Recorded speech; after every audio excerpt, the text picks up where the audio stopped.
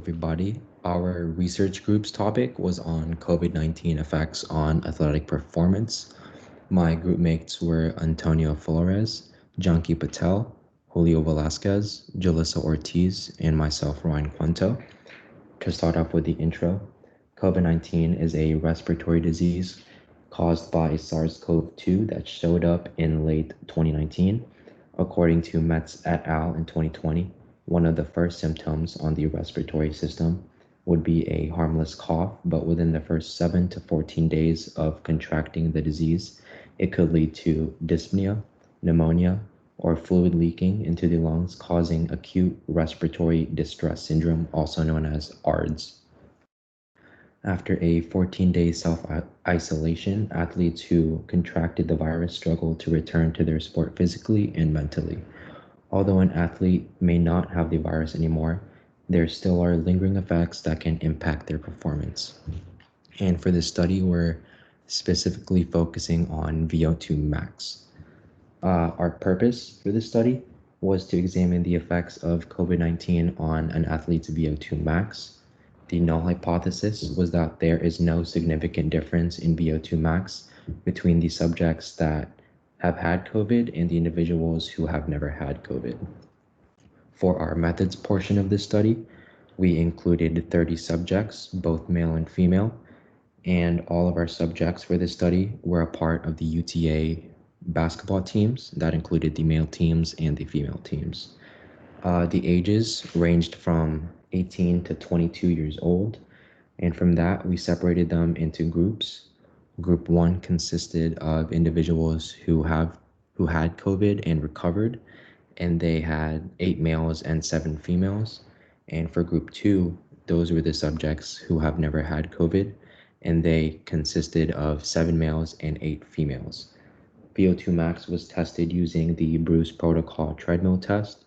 Subjects were tested on a ProForm carbon treadmill, and subjects ran for 15 minutes, increasing the speed every 3 minutes. For our statistics, we had a F value of 42.563.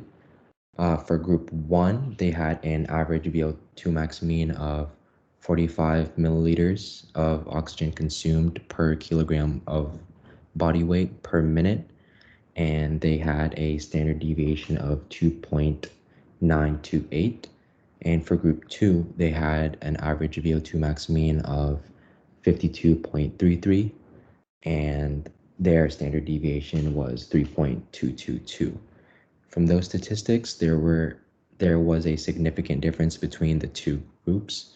The analysis calculation derived a p-value less than 0.001, and from that we can reject the null hypothesis. Below is a table with all the variables we used for this study that included age, height, weight, and VO2 max. The subjects were put into two groups again, those who recovered from COVID-19 and those who have never contracted the virus.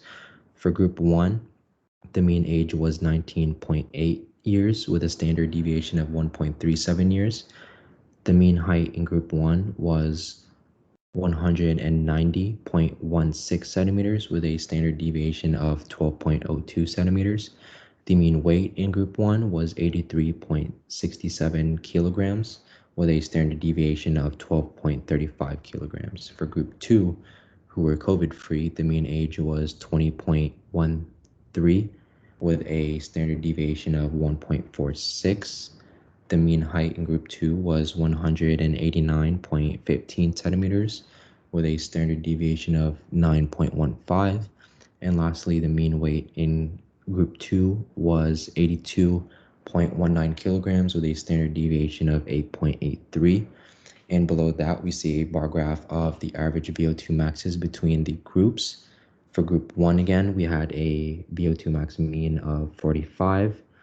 And for Group 2, that VO2 max was 52.33.